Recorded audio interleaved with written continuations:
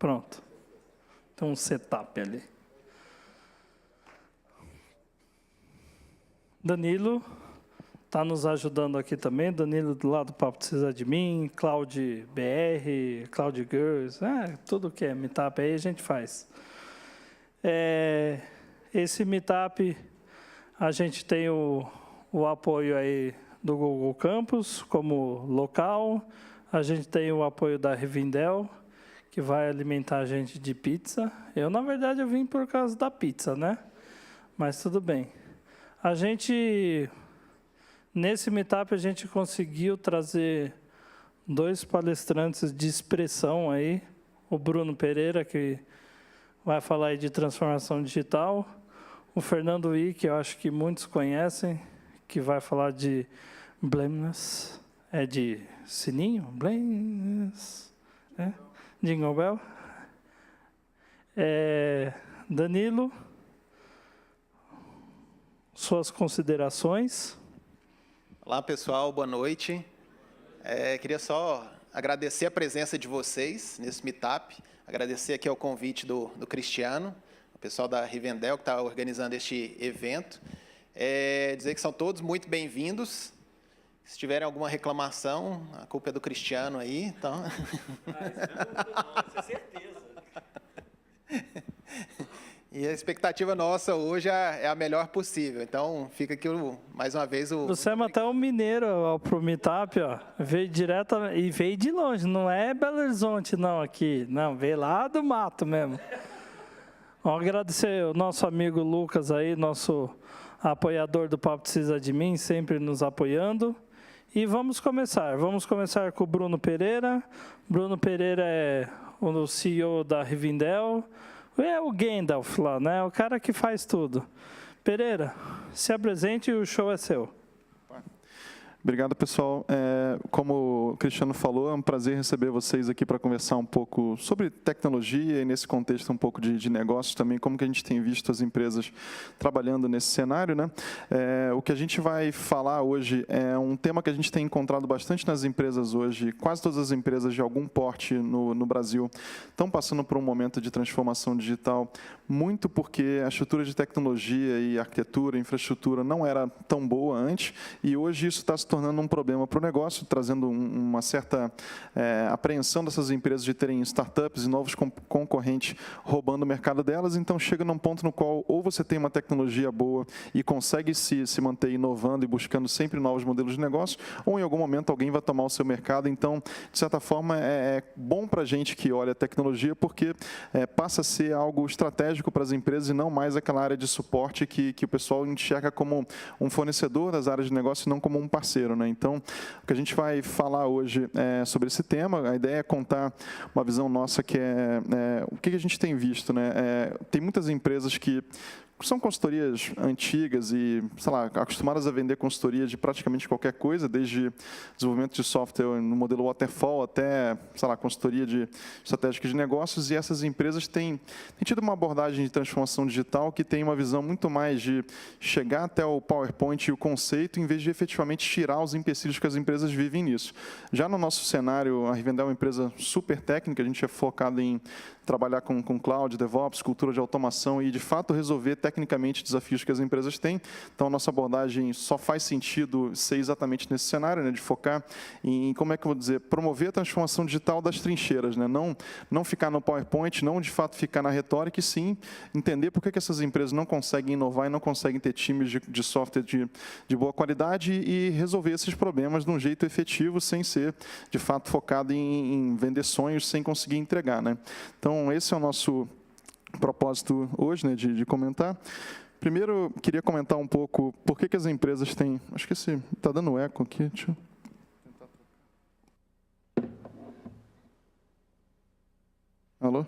Melhorou.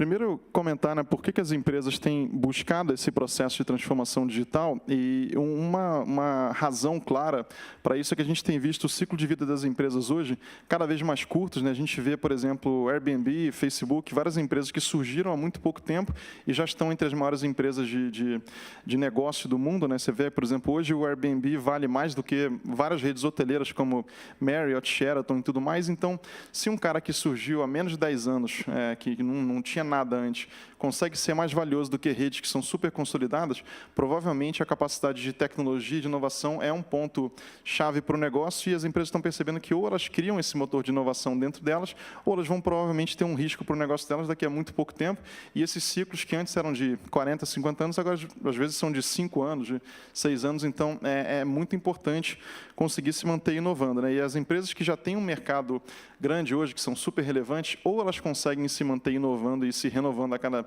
3 anos, 5 anos, ou em algum momento a vez delas serem rompidas ali na competitividade vai chegar. Então, isso é um ponto de motivação para a sobrevivência, efetivamente. Ou você fica forte nisso, ou daqui a pouco o seu espaço acabou, né? E como que normalmente acontece isso, né? A gente vai descrever uma jornada que a gente tem percebido como a mais comum. São 4 etapas de forma mais estruturada, que não são obrigatoriamente nessa mesma ordem, pode acontecer de um outro jeito, mas a gente vê normalmente isso sendo mais comum, como a gente vai descrever. A gente vai tentar normalmente mostrar o que normalmente é difícil para as empresas e como que a gente sugere que isso seja feito, né? O primeiro passo, então, é trabalhar com métodos ágeis. Essa figura são dados de um instituto que chama Standish Group, cataloga índice de sucesso de projetos de software há dezenas de anos, né? E eles têm uma visão de que hoje o índice de sucesso de projetos com métodos ágeis é muito maior, mais de 3 vezes maior do que com métodos waterfall, né? Então, assim, as empresas, quando tentam ser ágeis, e algumas fazem com mais ou com menos sucesso, elas na prática buscam ter uma chance maior de sucesso, porque fazer software é muito difícil, né? Não é fácil você pegar um grupo de pessoas que tem várias ideias em mente, que tem uma determinada ambição de criar um produto e fazer com que elas entreguem software de qualidade que vai gerar resultados de negócio também. Então, métodos ágeis são uma forma mais efetiva de fazer isso, e existe uma hipótese também, embora não tenha dados tão concretos disso, se você usar Lean, né, e modelos analíticos, né, tomar decisão baseada em dados, você tem ainda mais chances de sucesso, porque basicamente o Scrum e o Kanban não te impedem de executar muito bem um produto que ninguém quer comprar. Então, não adianta você ser super competente na engenharia se você não tem o foco em produto e descobrir o que o seu cliente quer. Então, as duas coisas são importantes, né? Construir bem, mas construir o produto também que tem demanda e que tem bastante sucesso comercial. Então, como que as empresas normalmente têm feito isso, né? Como que elas pegam essas peças de software e colocam em produção e trabalham como times, né? Essencialmente, quase todas elas têm trabalhado com Scrum e Kanban, e um modelo de times que surgiu, foi na prática documentado há algum tempo e que tem ganhado muita adesão, pelo menos como inspiração, é o modelo de times do Spotify. Ganhou super visibilidade isso uns 3 anos atrás, quando eles lançaram alguns vídeos e começaram a documentar. Tem muitas ideias legais ali, muitas coisas não são fáceis para várias empresas aplicarem, mas acho que como inspiração é bem interessante. Sobre Scrum, olhando uma empresa mais tradicional, mais waterfall, o que muda normalmente? Primeiro, a questão dos times multidisciplinares e autogerenciados. Isso é um ponto que parece simples, mas tem muita gente que prefere receber a ordem do que, de fato, escolher alguma coisa para fazer e, eventualmente, ser punido. Isso também tem tudo a ver até com a próxima palestra. Tem muita gente que tem a visão muito mais de procurar um culpado em vez de procurar uma solução como o grupo, né? E times autogerenciados, times autônomos, têm a premissa de que todo mundo pode dar uma boa ideia e o grupo, na prática, tem que buscar o sucesso, não uma visão individualista de procurar um herói ou um culpado. Então, isso é uma quebra de paradigma bem relevante. A gente vê também essa estrutura gerente de projeto e PMOs, que são, na prática, não existem mais nessa visão focada em produto. Eu não tenho um projeto, eu tenho um produto que tem uma vida de anos aí, e eu tenho que pensar métricas desse produto e uma visão de sucesso dele, e não em entrega de projeto. Se você pensa em projeto, entregar um e partir para o próximo, provavelmente você não vai cuidar do teu produto da melhor forma possível, ou você vai ter uma visão limitada dele e não aprender com ele ao longo do tempo. Então, isso não é tão adequado. Normalmente, com o Scrum, a gente trabalha com ciclos curtos, né, de inspeção e adaptação. Time box, normalmente, 2 ou 3 semanas, depende um pouco do produto. Pode ser 1 semana também. Isso varia muito de o quanto que você consegue manter estável o seu backlog, a sua quantidade de incerteza. Então, normalmente, são poucas semanas. Normalmente, o Scrum é mais usado por times de produto e desenvolvimento, em vez de times de operação, que os times de operação, muito mais vezes usam o Kanban, até pela capacidade de planejar o que vai vir. Kanban normalmente é mais adequado num cenário de coisas que aparecem que você não planeja, então você tem que pensar muito mais, cara, eu quero minimizar o meu lead time para entregar alguma coisa, eu não estou preocupado com quantas coisas eu vou entregar numa mesma semana, porque eu não sei exatamente o que vai surgir, e é um modelo mais adequado quando você, basicamente, tem que ter o mínimo de work in progress possível para entregar o mais rápido possível. São tipicamente coisas com planejamento mais curto, focando em entregar valor rápido, né? Esse fluxo normalmente é chamado de sistema puxado, né? Que é muito mais, cara, o que vem e como que a gente vai suportar isso, em vez de empurrar features, empurrar tarefas. Esse é um modelo diferente, que tem muita gente que entende que isso é melhor para times de produto também, mas a gente enxerga mais ele sendo usado em times de plataforma, operações. Plataforma pode ser desde uma stack de infraestrutura, alguma nuvem privada, alguma coisa assim, ou uma plataforma de busca e recomendação, qualquer coisa que seja um artefato usado por outros times também e que exista aí uma geração de demandas e pedidos que pode ser totalmente, enfim, imprevisível, né, como que chegam as demandas. Então, o Kanban, muito interessante para times de operações também, porque o planejamento fica mais fácil, né? Nesse contexto do Spotify, tem 2 slides que contam um pouco do modelo. Isso, na prática, é um vídeo tem 2 vídeos de alguns minutos que contam mais ou menos como que é o modelo.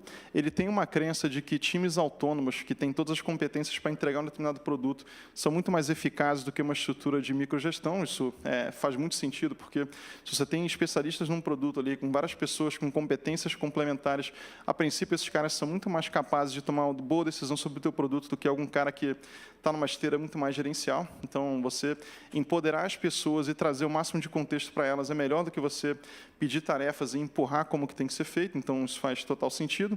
Nesse cenário, eles têm uma visão de que é um modelo ágil, mas que não é um modelo que empurra nenhuma preferência. Então, eles têm a visão mais também de líder servidor e de ter uma visão de colaboração. Então, eles preferem chamar, inclusive, o Scrum Master de Agile Coach, por ser uma visão muito mais desapegada de qual que é o método e ter que o time escolha o que ele, de fato, prefere usar. Nesse cenário, e num contexto de infraestrutura é super comum, eles tentam evitar ao máximo que aconteça o que eles chamam de handoff, né, que é você pegar uma peça, um artefato de software e entregar para outro time para manter. É melhor e é preferencial que você crie ferramentas para que esses times consigam trabalhar bem. Então, vários problemas de infraestrutura, de operação, como stack de log, backup, monitoramento, várias coisas que a gente hoje tem que fazer nos times. É mais efetivo você construir ferramentas para empoderar vários times do que entregar, né, o teu produto para um outro time manter, que não participou daquilo ali. Então, eles tentam ir muito numa linha do self-service e prover as coisas em vez de delegar, né, de um time de desenvolvimento para um time de operação, que na prática não vai ser tão efetivo assim para desenvolver aquilo ali. E o que eles acreditam também, né, na linha do quadrante, né, é trazer bastante autonomia, mas se preocupando também com alinhamento, né? Não adianta você deixar que os times façam qualquer coisa que eles queiram sem dar uma visão de contexto, alinhamento de roadmap, né? Quando você tem vários times trabalhando em paralelo e você tem que alinhar o roadmap deles, esse alinhamento é muito importante. Senão você vai ter vários times produzindo de forma independente, mas na hora de colocar essas coisas funcionando bem em produção, vai ter problema, vai ter integração que não vai funcionar, vai ter um produto que vai ter uma experiência um pouco problemática. Então, o alinhamento ele é super importante junto da autonomia, senão você não vai entregar uma peça que, para o teu cliente final, vai funcionar bem. Então, essa é uma visão que eles têm que é bem forte, construção de ferramentas e autosserviço. E outra coisa que eles têm que é bem forte, que eu acredito também, num cenário de inovação, produto, alguma coisa que você quer construir, que não é óbvio, senão não seria inovação, né? Você tem que, na prática, trazer o máximo de contexto para os times, né? Dizer, olha, por que é importante resolver esse problema, por que esse mercado é importante, onde que a gente está tentando se diferenciar, mas, na prática, a solução para aqueles problemas, como entregar algo que gere valor para o teu cliente final, o teu time vai ser capaz de resolver. Então, você tem que, na prática, pedir e explicar qual que é o problema, qual que é o desafio que a empresa busca resolver, mas o time efetivamente vai ser mais capaz de dizer qual que é a solução, seja em termos de software, seja em termos de produto, em vez de algum cara com um nível hierárquico maior dizer exatamente, olha, entrega para mim uma API assim, assado. Não, isso não é o jeito mais interessante de fazer isso. Para você conseguir fazer isso, né, você ter essa linha de experimentos e inovação, tem que prover um ambiente favorável para isso, né? Então, normalmente, isso implica em você conseguir fazer pequenos experimentos e deploys o tempo inteiro, ou seja, é muito mais fácil você fazer deploys e pequenas peças de software e colocar coisa em produção o tempo inteiro, do que esperar, sei lá, um comitê de release para colocar software em produção a cada mês. Para você colocar software em produção a cada mês com um monte de coisa subindo em conjunto, o risco de alguma coisa dar errado, de você ter que voltar, é muito grande. Então, qualquer coisa que é difícil, seja integração de código, seja deploy, qualquer coisa que tenha um desafio, é melhor você fazer o tempo inteiro do que você acumular muita coisa e fazer com pouca frequência, né? Então, isso é o que eles sugerem. Eu também percebo muito que isso é mais efetivo em produção. Por que muitas vezes o pessoal tem muito problema com deploy? Porque eles não têm esse processo automatizado, não têm conforto de que as etapas de qualidade são adequadas. Então, se a gente não resolve isso, é muito difícil ter velocidade para entregar essas coisas em produção. Então, o modelo do Spotify sugere bastante isso. Isso tem casado com o que eu tenho visto funcionar bem na prática também.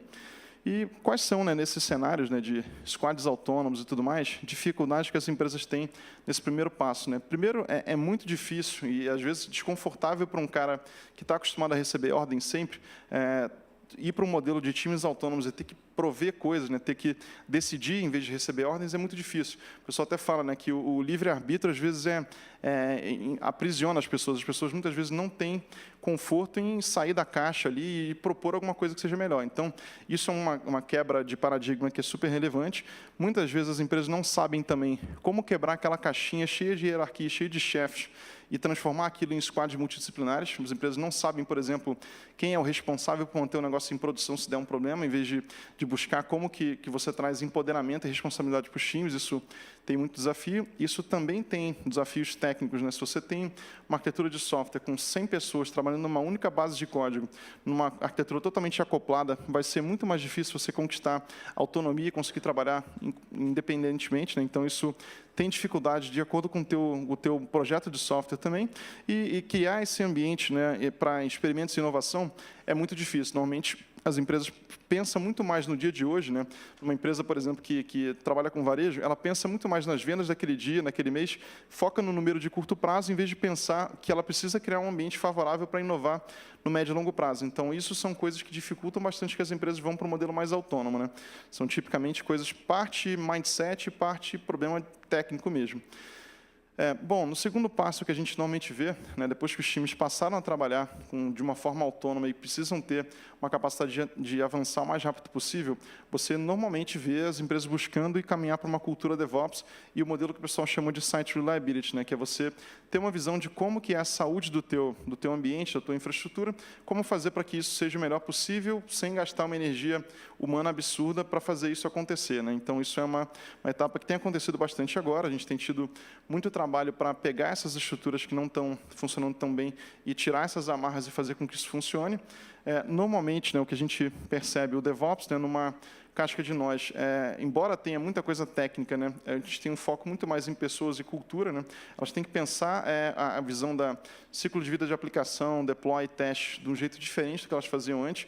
Não tem que ter a visão de entreguei o meu artefato, a minha feature aqui no ambiente X. O problema do cara de QA agora, o problema do cara de infraestrutura, tem que ter uma visão de fato de colaborar e de que todo mundo tem que estar envolvido, tanto para o sucesso como para lidar com o problema. Isso normalmente não é tão fácil assim. A gente ainda vê muito cenário de dificuldade, né, de desenvolvimento se relacionando com a operação, e isso precisa acontecer de uma forma muito forte, né? Você tem que ter, de fato, eles como aliados e como, na prática, tem muita gente hoje que chega num contexto de DevOps vindo de desenvolvimento ou vindo de infraestrutura, as coisas são muito próximas agora, né? E isso tem que acontecer para você ter um modelo bem efetivo para trabalhar. E o que a gente tenta buscar, assim, o DevOps ele só é possível se você conseguir criar um modelo com bastante automação e com uma visão de infraestrutura programável, né? Você tem que ser capaz de repetir aqueles ambientes que você está montando, todos os deployments, de uma forma muito fácil, de fácil repetibilidade, né? Quanto mais você consegue transformar a tua infraestrutura em código e manter isso versionado, mais fácil é você conseguir resultados consistentes ao longo do teu ciclo de vida. Então, isso é super importante. E o pessoal tem um ditado simples que fala que o DevOps permite que a gente lide com os servidores como gado em vez de bicho de estimação, né? Eu não quero acessar uma conta na Amazon, uma conta num provedor de cloud qualquer e ver servidor com nome de bicho de estimação, ou com... A gente já viu, por exemplo, tinha um ambiente que a gente cuidava que cada máquina tinha o nome de um físico. Eu falei, pô, e aí, o que é isso aqui? Isso aqui é uma aplicação front-end, back-end e tal. Tipo, se eu tenho aquilo ali nomeado como um físico, quer dizer que eu estou prevendo que eu tenho um só de cada um, o que não é de forma alguma factível, né? Então, essa visão de que eu tenho os servidores ali, eu conheço eles estão ali há tanto tempo, tem que ser totalmente descartável, né? Pensando muito mais em um volume muito maior e peças, componentes cada vez menores, né? Com uma quantidade maior em paralelo, pensando em escalabilidade horizontal, em vez de pensar em peças fixas, que é o que a gente tinha antigamente, né? Então, o DevOps normalmente permite que a gente trabalhe com uma escala muito maior e de uma forma saudável, né?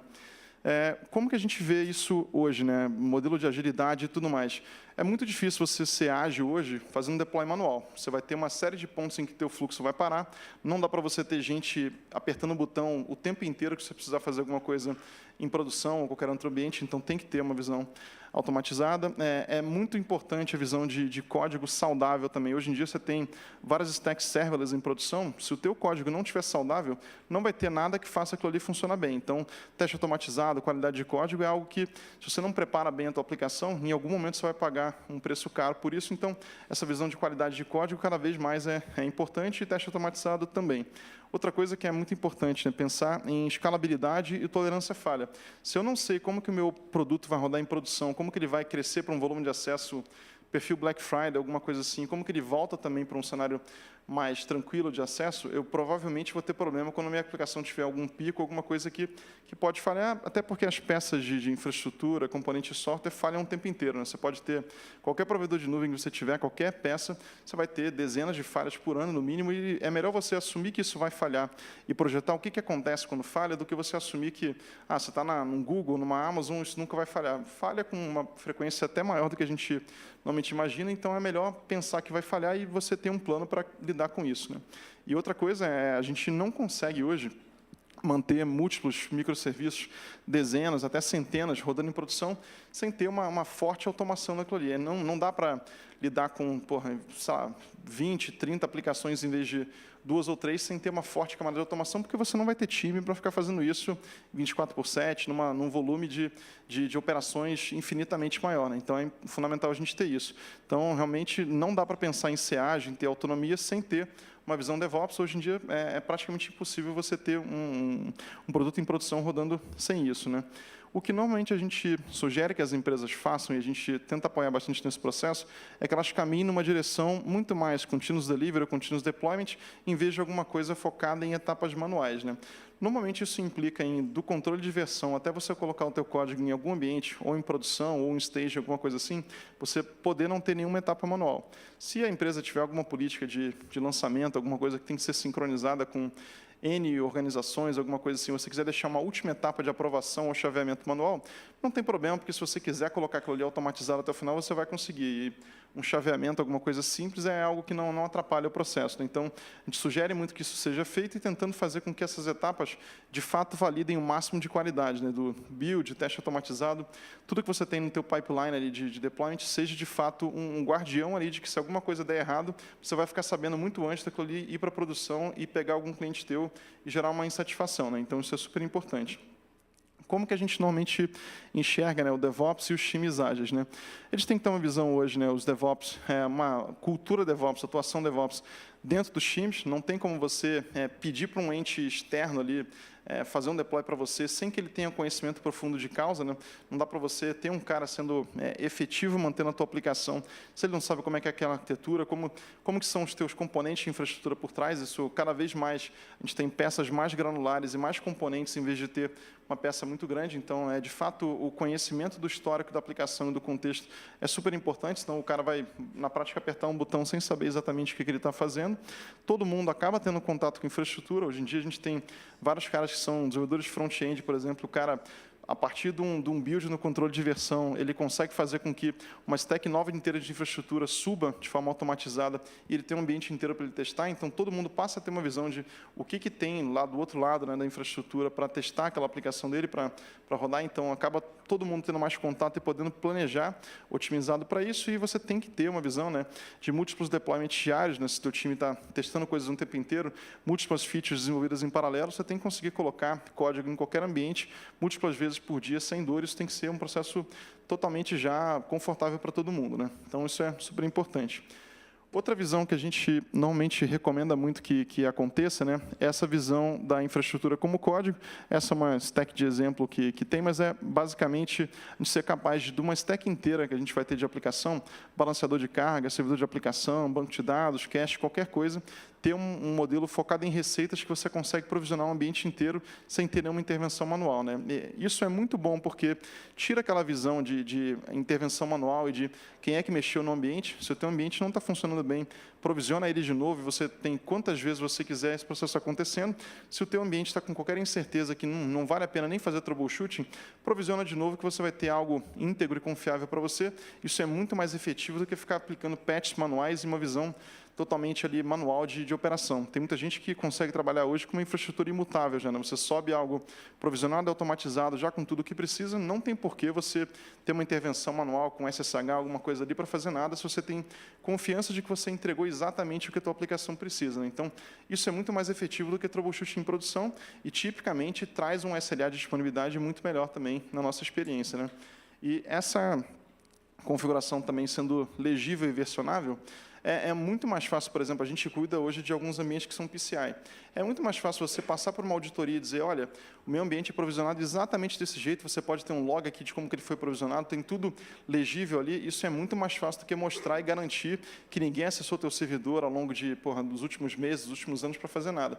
Então, esse conforto, né, da infra como código e algo automatizado é muito mais efetivo para você trabalhar hoje e também permite que você tenha um modelo muito mais portável de um ambiente para o outro, né? Hoje, a gente vê várias stacks sendo automatizadas ali com Terraform, alguma coisa portável, desde uma nuvem OpenStack interna até um provedor de cloud qualquer que você tenha por cima, praticamente a mesma forma de automação vai te entregar um ambiente completo em qualquer lugar. Então, faz uma empresa ficar muito mais livre, sem lock-in de qualquer fornecedor específico, e que ela tome uma decisão muito mais por relação a preferências comerciais, cultura, do que por um lock-in tecnológico que não precisa existir, né? Obviamente, isso também só funciona com um software open source, com uma visão de que você pode, de fato, usar qualquer coisa que você queira, né? Então, isso é super importante. Uma forma que a gente tem visto as empresas hoje trabalhando, e que a gente entende como bem interessante, é um primeiro passo que as empresas acabam tendo, é trabalhar com uma visão de deploy blue-green, né? Isso normalmente implica em você ter duas stacks em paralelo que normalmente não chegam até o banco de dados. Raramente você tem duas cópias do teu banco de dados ou dois esquemas assim, mas você consegue facilmente ter as stacks de aplicação, balanceador de forma paralela. Você consegue fazer todo o processo preparatório para o teu ambiente subir e ter todas as aplicações sendo validadas por alguém de negócio durante o horário comercial, sem janela de madrugada. Quando estiver com tudo pronto, tudo confortável, alguém chaveia aquele DNS ou faz alguma coisa parecida com isso para colocar em produção. Você não vai ter aquele transtorno, né, de eu já fiz várias janelas, sei lá, 10 anos atrás, 12 anos atrás, tendo que o time inteiro ir de madrugada, fazendo uma série de coisas críticas, com todo mundo cansado, com todo mundo bem complicado. Opa! Beleza. E isso, com o Deploy Blue-Green, fica muito mais fácil, porque você consegue antecipar toda essa preparação, né? Então, essa é uma forma bem comum. Você consegue chavear inteiro, né, o teu ambiente em produção em poucos segundos. Claro que a propagação de DNS demora um pouco, mas você pode ter, basicamente, toda a preparação feita antes. E um outro refinamento, né, que a gente tem visto bastante, que as empresas passam cada vez mais a buscar, se você está trabalhando com uma visão de microserviços, coisas que você pode lançar progressivamente N versões da tua aplicação para os teus clientes, é muito comum o pessoal buscar agora uma forma chamada Canary Releases, né, que é você fazer basicamente múltiplas versões em paralelo rodando no teu ambiente. Você consegue fazer um rollout progressivo de X% dos seus usuários acessam cada versão. Isso faz muito mais fácil, né, você conseguir fazer teste saber e validação do teu produto, e fica muito mais fácil também gerenciar esse tipo de infraestrutura, uma vez que você tenha isso facilmente configurável, né? Então, é uma forma bem interessante que facilita bastante esse trabalho com experimentos, né? Então, isso é bem legal também. E um último ponto, né, sobre Site Reliability, né, isso aqui é um exemplo, né, de matriz de resiliência que a gente normalmente vê hoje. O que basicamente isso traz, né, que a gente sugere bastante? Que a gente pegue para cada aplicação que a gente tem no nosso ambiente, uma visão clara de quais são as dependências que essa aplicação tem e o que funciona bem, né, e segue funcionando caso alguma dependência esteja com problema. E normalmente isso fica também exposto via algum health check que te traz rapidamente uma visão clara do que você tem ali de problema no teu ambiente. Fica muito mais fácil você ter um conhecimento de como resolver o incidente se você sabe exatamente qual dependência falhou, né? E o que seria o mundo ideal seria se eu tenho um time de Site Reliability, além de eu saber mapear um health check e saber quais são as dependências, eu deveria construir ferramentas que automaticamente corrijam esses problemas. A gente não quer que alguém resolva manualmente numa visão de dezenas e centenas ali de microserviços de dependência. Então, isso é super interessante também. Problemas que normalmente as empresas têm com essa etapa aí de DevOps e Site Reliability, né? A gente não encontra muito uma visão antagonista em desenvolvimento de infraestrutura. Parece óbvio, né, que todo mundo trabalhar no mesmo time é o jeito ideal, mas a visão de poder e ninguém querer abrir mão, né, de controle dificulta bastante que isso aconteça. A gente tem ainda muitos ambientes de infraestrutura rígidos e engessados, principalmente se você tem uma stack com software proprietário, Oracle, IBM, alguma coisa que é muito difícil de automatizar e deixar num processo 100% ágil. Isso fica muito difícil de escalar num volume mais interessante. Também ainda tem muito poucos profissionais com cultura DevOps disponíveis para trabalhar no mercado e com automação. Se tiver alguém por aí, a gente está sempre com vaga aberta, então fique à vontade de conversar com a gente. E esses pós-mortems, né, o Fernando Wick vai falar sobre isso depois, ainda busca muito mais um culpado e alguém que fique imputável por aquele problema, em vez de pensar numa forma de evitar que aquilo aconteça novamente. Então, isso é um problema cultural também bem forte. Bom, terceira etapa que a gente normalmente vê, isso já é, na minha experiência, muito mais raro que a gente chegue, né, nessa etapa da gestão analítica de produtos. O que basicamente é isso, né? O Steve Blank é uma das principais referências de inovação, tanto em corporação como startup, e basicamente a gente tem a visão de que uma startup ela é uma organização temporária que a gente cria para tentar validar e encontrar um modelo de negócio repetível e escalável, né? Ou seja, eu tenho um método científico ali, né, de buscar a inovação de um jeito efetivo, em vez de simplesmente criar qualquer produto do jeito que vem à cabeça e tentar ver se aquilo ali funciona ou não. Eu tenho um jeito muito mais efetivo de você trabalhar com isso, em vez de simplesmente colocar um time para trabalhar em coisas que não tem nenhuma validação. E a visão clara é que, se a gente está inovando, fazendo alguma coisa diferente, eu não sei se aquele modelo que eu estou tentando vai dar certo, se aquela minha versão está funcionando, eu posso nunca chegar num modelo viável para aquilo ali. A gente viu várias vezes empresas que lançaram produtos super interessantes e tal, fecharam porque não encontraram um modelo viável para operar naquilo ali, né? E a visão clara que ele tem entre uma startup e uma corporação é, depois que você chega numa fronteira, né, entre basicamente um modelo viável, a empresa chega num break-even e tem um mercado suficientemente grande para se manter, ela passa a ser uma empresa entendida como uma corporação que vai ficar muito mais focada em otimizar aquele modelo de negócio em vez de tentar ficar inovando continuamente. Isso tem uma certa fronteira, né? Então, a startup ela não tem nenhuma garantia de que ela vai se validar e vai ser sustentável, e a corporação ela já tem um modelo entendido como viável, ela foca muito mais em rentabilidade e eficiência disso ao longo do tempo, né? E a visão que ele sugere, ele tem uma abordagem que eles chamam de Customer Development, é basicamente o seguinte: além de você desenvolver o teu produto em si, né, e que muitas vezes a gente é apaixonado pelo produto e não se apaixona pela descoberta dos clientes, se a gente não conseguir chegar numa visão de que o meu público-alvo, o comprador, é bom bastante, é grande o suficiente, meu produto pode ter um mérito técnico que ele tiver, pode ter uma usabilidade excelente, e eu não vou ter um produto que paga as contas da empresa no final do dia, né? E isso aí também não vai resolver o problema, né? Então, a gente tem que fazer essas duas coisas, esses dois aprendizados em paralelo. Então, esse é um jeito bem efetivo de trabalhar com inovação. Tem outro cara, que é o Eric Ries, né, que tem uma abordagem chamada Lean Startup. Ele acredita que a gente tem, basicamente, em qualquer produto novo, várias hipóteses de negócio que têm que ser validadas. Enquanto eu não tenho dados reais que me provam que aquilo ali está certo, eu tenho, basicamente, hipóteses de negócio. Então, a gente tem que ser muito consciente das nossas limitações e palpites de descobrir alguma coisa dentro do escritório. A gente tem que validar essas coisas no campo, né? Normalmente, a gente propõe experimentos, testes AB e várias formas de fazerem, de fato, validações para descobrir se a gente acertou ou não na nossa hipótese de negócio e se eu tenho, de fato, um produto viável. Então, isso tem que ser buscado com o máximo de eficiência e mínimo de esforço possível. Ele sugere que a gente construa MVPs e continuamente percorra esses ciclos, né, de build, measure, learn, que eles sugerem, né, que você construa um artefato que vai te permitir ter um aprendizado, mede o que acontece durante aquela execução, o que está acontecendo, com isso você vai aprender se aquilo ali deu certo ou não, e você pode fazer um próximo experimento de uma forma mais efetiva ainda, né? E, basicamente, a gente só entende que o aprendizado, de fato, foi validado se eu tenho métricas e critérios objetivos que vão dizer, olha, se eu tenho 1000 empresas, 1000 clientes que compraram aquele produto, provavelmente ele é bom o suficiente para eu vender para um volume maior, né? Então, a gente conseguir formular isso em cima de dados e critérios objetivos tira aquela paixão e aquela veia da subjeção que, muitas vezes, deixa a nossa visão um pouco turva, né, sobre o sucesso. Uma outra abordagem bem interessante que eu gosto bastante é do Dave McClure. Ele tem uma abordagem que ele chama de Metrics for Pirates, né, que esse cara é o cara que criou a 500 Startups, né, que é uma das aceleradoras mais populares do mundo.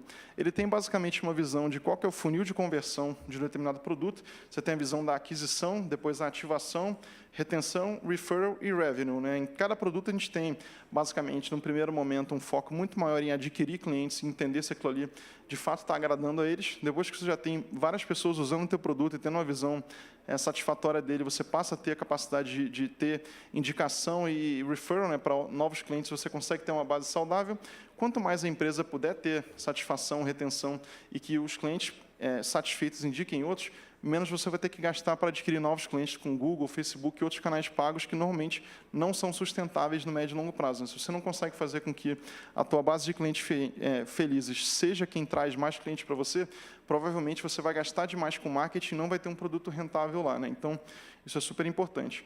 E aí, ele basicamente descreve, né, quais são as semânticas dessas métricas, isso fica como referência para vocês depois, e a gente tem que sempre pensar qual etapa do funil é mais importante para o nosso produto agora, né? Eu estou numa época mais focada aqui em adquirir clientes e crescer o máximo possível, ou estou num foco muito maior em qualidade, em entregar a melhor experiência possível, e não estou tão pensando assim, tão focado em adquirir mais clientes, porque eu já estou com uma base boa.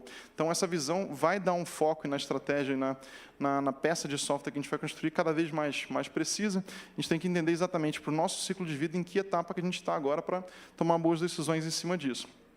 E nesse modelo, né, de gestão de produtos, gestão analítica, a gente tenta sair dessa figura, né, do hipopótamo, né, que é o HIPPO, né, que é o Highest Paid Person Opinion, um cara que ganha o maior salário, que muitas vezes é o cara que decide.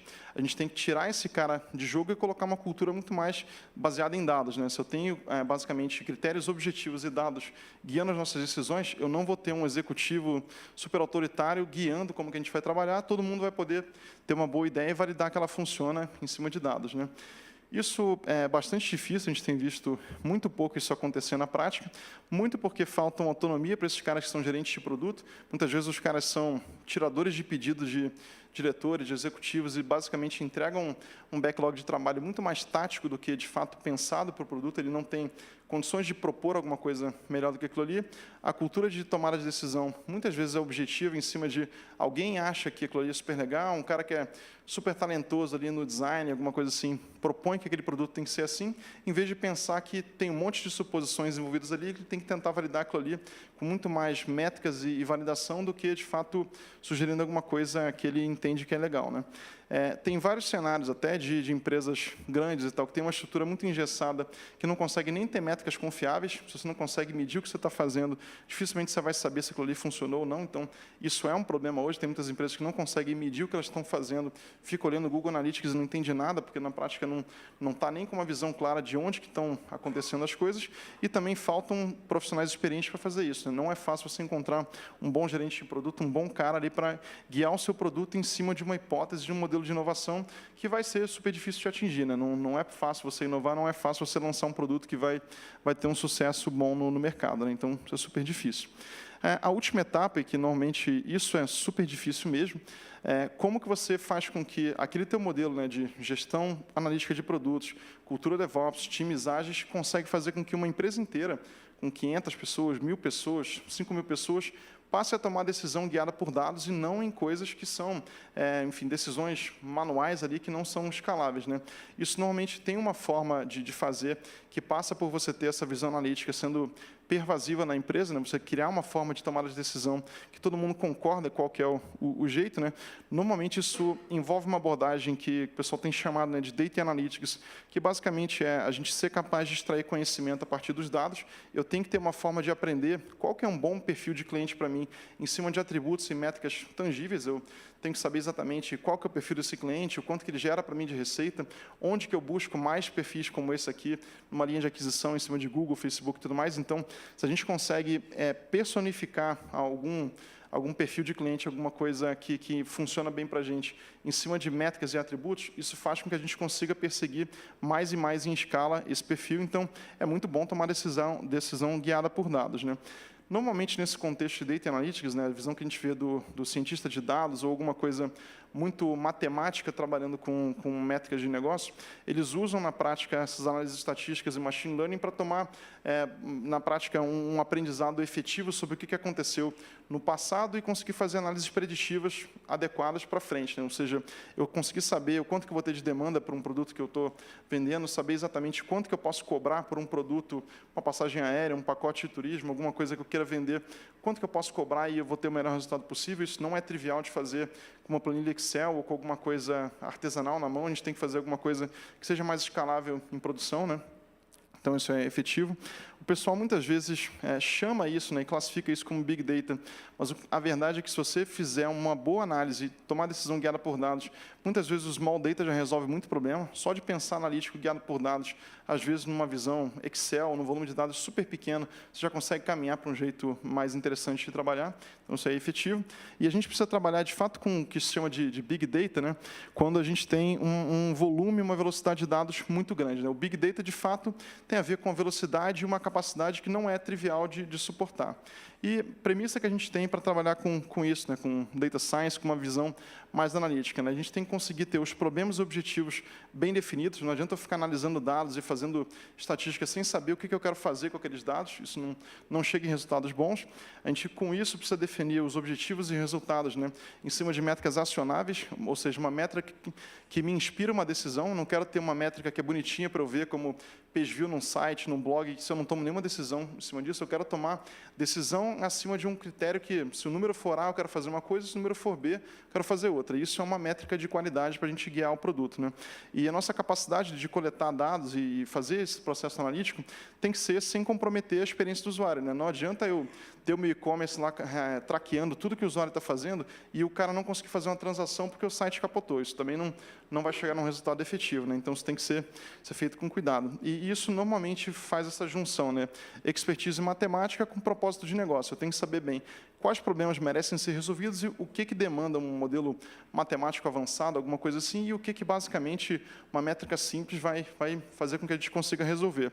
Só para terminar, o que seria uma visão efetiva disso em produção, né, numa visão efetiva? A gente tem visto o que o pessoal chama hoje, né, de arquitetura lambda. Isso é uma stack de exemplo que a gente implementou em projetos recentes esse ano, que basicamente te dá uma visão de, na origem, você tem fontes de dados, algumas relacionais, algumas não relacionais, algumas estruturadas, tem várias fontes que você pode levar, e você faz um processo que eles chamado de ingestão de dados, né, que parte pode ir para uma camada que o pessoal vai processar em batch, com alguma coisa sem expectativa de concluir rápido, como score de crédito de um cliente, alguma coisa que pode ser executada em horas de processamento e tudo bem. E outra camada, você vai ter a camada real-time, né, que você efetivamente, o cliente acessou o teu site, você precisa acessar, recomendar algum produto para ele em 100 milissegundos. O que você consegue fazer com isso, né? Essas duas coisas normalmente são feitas em conjunto em produção. E na camada da frente, normalmente você tem dashboards analíticos, alguma coisa que vai ser de análise exploratória, e também microserviços que usam toda essa inteligência, todo esse foco de dados para entregar valor em produção, né? Como que você pega, por exemplo, um cara que está pesquisando um imóvel, por exemplo, e já clicou em vários outros imóveis ali de 3/4, 2/4, você consegue recomendar alguma coisa para ele em cima de poucos atributos que você conseguiu coletar ao longo da navegação dele, né? E fazendo isso tudo numa API mobile em 100 milissegundos. Isso pede um ferramental diferente, e isso normalmente vai para um ferramental que hoje tem sido muito mais open source e escalável em cloud do que o viável numa estrutura de BI antiga, né? Então o pessoal tem usado muito Hadoop e outros ecossistemas em cima de Big Data, e isso tem sido o que o pessoal acaba precisando construir para concluir, né, essa jornada inteira que a gente chama de transformação digital. Tem uma boa e uma má notícia disso, né? A boa notícia é que isso traz bastante oportunidade para quem quer trabalhar com tecnologia e tudo mais, e a má notícia é que quase nenhuma empresa, que eu conheço pelo menos, tem feito isso de forma adequada. Então, assim, na prática, isso pode ser uma oportunidade também. Tem muita gente fazendo isso mal e sofrendo com muita dificuldade. Isso é uma oportunidade muito boa para quem quer trabalhar com tecnologia de um jeito mais inteligente do que se fazia antes, né? Então, basicamente é esse o processo. Bom, obrigado aí pelo tempo de vocês. Obrigado, pessoal.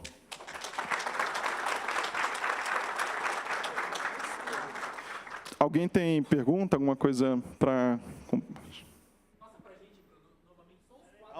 Calma no microfone, por favor. Porque senão não sai na gravação. Vocês estão sendo filmados, né?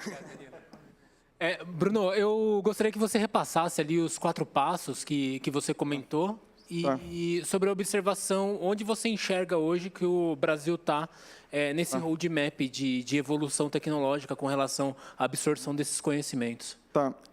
Depois eu vou passar os slides. Como não tem nenhum slide que tem os 4 de uma vez, até para gerar um suspense, né, tem que fazer alguma coisa mais que gere expectativa.